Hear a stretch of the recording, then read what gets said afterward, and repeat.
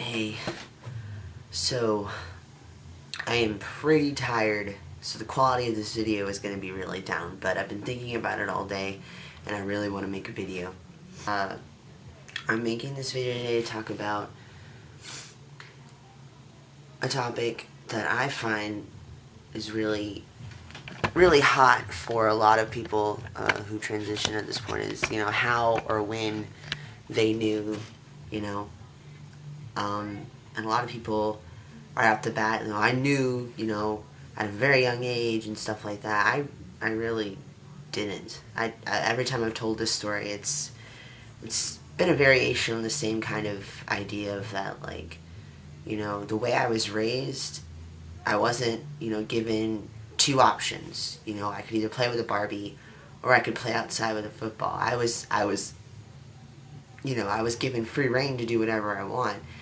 And that didn't necessarily define me gender-wise, but, at the end of the day, I still wore a dress to church. While I was raised in a household where I was given the option to pick and choose what I felt comfortable for me, at the end of the day, I was still addressed as Amber. I was still addressed with female pronouns because that was what was expected of me. That's why I was, quote-unquote, raised to be a female. I wasn't, beaten over the head that you need to do something. It was just defined as female.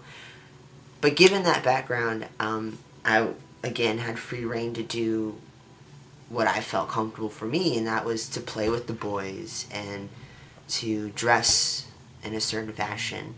I was actually talking to one of my friends online, and she kind of touched on this question, and it made me think of, I was talking about how, as a kid, I had to wear a shirt. And this idea at that young of an age was just mind-blowing. Like, I had to wear a shirt. I couldn't walk around without a shirt like my brother. That's what... And I remember specifically making it a point to walk around without a shirt for a couple weeks. Yeah. But then on the same, that same week, my dad, I was watching Xena the Warrior Princess, and I was all female power. So, it was that confusing household where I wasn't given, like, a certain gender constraint on my extracurricular activities, but at the end of the day, like, they were still instilled upon me. So, I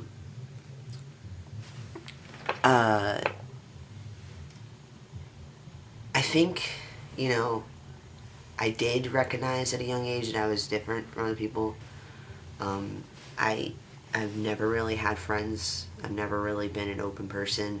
I've really been, like, stuck in my room because, for the longest time I felt so different from everyone. I felt like I didn't fit in, and I could never really place why. It was either like, my body weight, if I could just change that, I'd be different, and then I did, and it didn't work. And then if I tried out for an extracurricular activity, if I do band, I'd have friends, and then even in band, there were some instances where I just felt so different. And, as a kid, I wasn't really, I didn't really blossom in my puberty or my sexual attraction to anyone until the age of 16. So I never really had crushes. I was never that typical, stereotypical girl, like, boy crazy, I remember the first crush I ever had was on a kid named Rion Brandt. I know, right? Rion. And it wasn't because I actually liked him. It was because every other girl in my class liked him, and I felt that I needed to fit in with him, even though I really didn't. I remember my actual first, like, crush, I could say, was on a girl, and her name was Alden Brewer. And if she ever watches this, I'm gonna be really... I was like 6, and we were in Baptist school together. I know, Baptist school, right? Again, the whole conservative thing, but yet it wasn't really conservative. It's really confusing. And, we would play house together, and I was always the dad, and she was always the mom, and we would, do all the mom and dad things together, and, but yeah, so I never really knew until I started questioning as to why I was a certain sexual attraction. And I know that sounds really weird, like, there's certainly plenty of trans men out there who are gay and like men. So your sexual your sexual orientation really has no kind of standing on your gender orientation at all.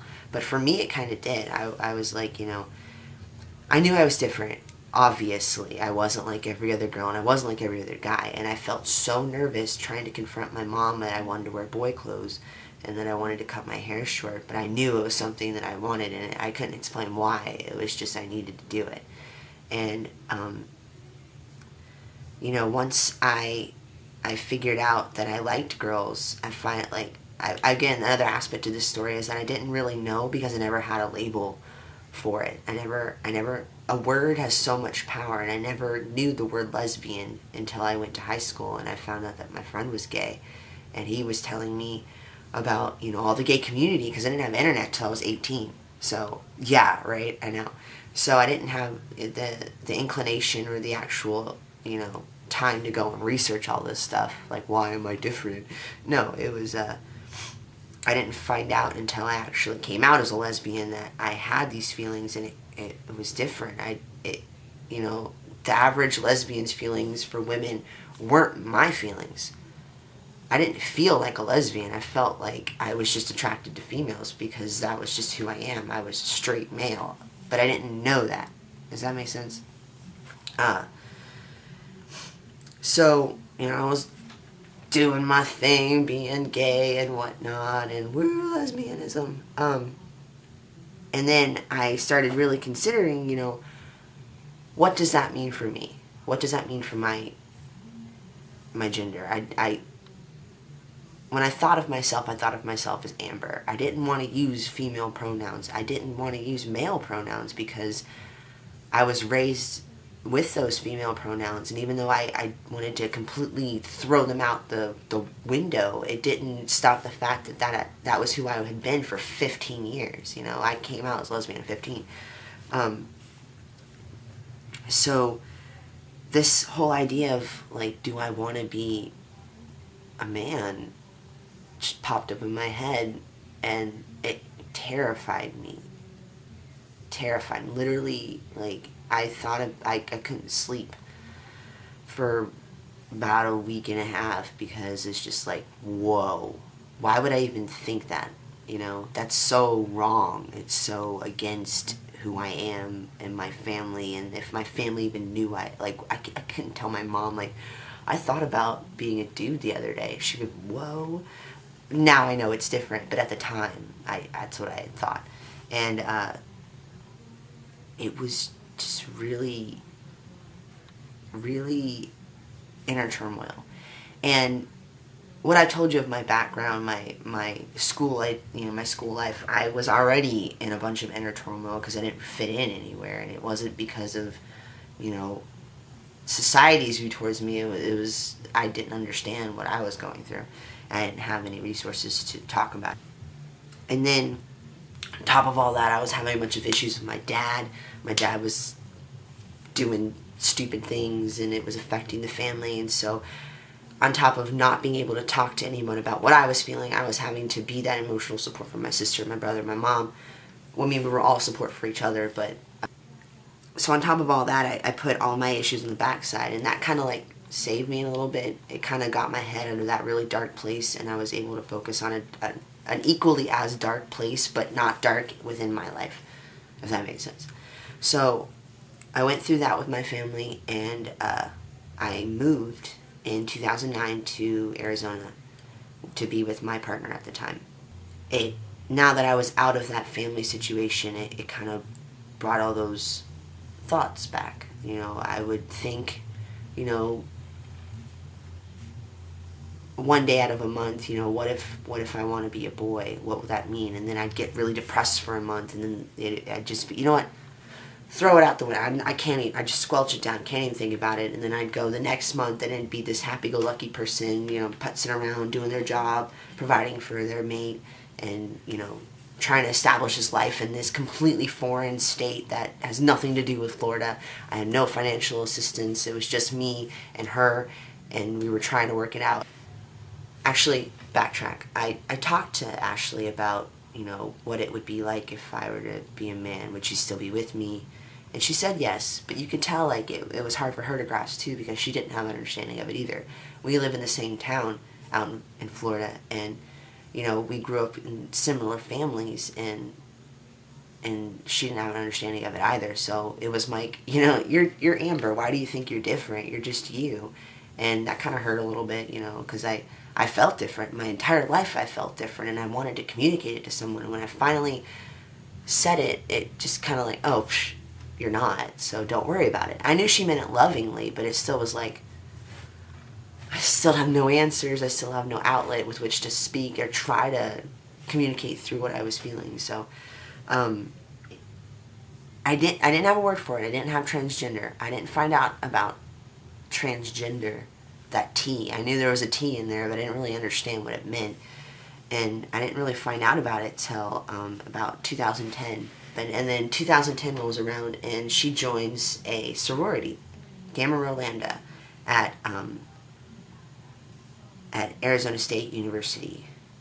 And that was our first introduction to trans and what that was. And we met our first FTMs. And then in her class, she actually, you know, met a person who identified as female at the beginning of the class, and at the end of the class, he was definitely male. Like, he came out, and in the most visible way possible. Like, you know, one week he was one way, and the next week he just had top surgery and was on testosterone. Like, it was eye-opening for me, because it was like, whoa, you know, these people are actually doing what I've been, like, so nervous to even think about. Like, just the thought of doing that, like transitioning, being a male, just the thought, not even the action. Like, I saw the action in person, and then actually, just for me, thinking about it was just so emotionally tense and turmoil, and I couldn't handle it. The fact that they're just doing it, I was like, whoa, I want that. I really do. And then it wasn't so hard anymore. So that is really my whole story in a nutshell. I don't know, I'm really fond of saying nutshell. But, yeah, so that's that. Thank you for watching my video. Post comments, concerns, questions in the comment area designated for comments. Like my video, subscribe to my channel. I will see y'all next week, and I love each and every one of you.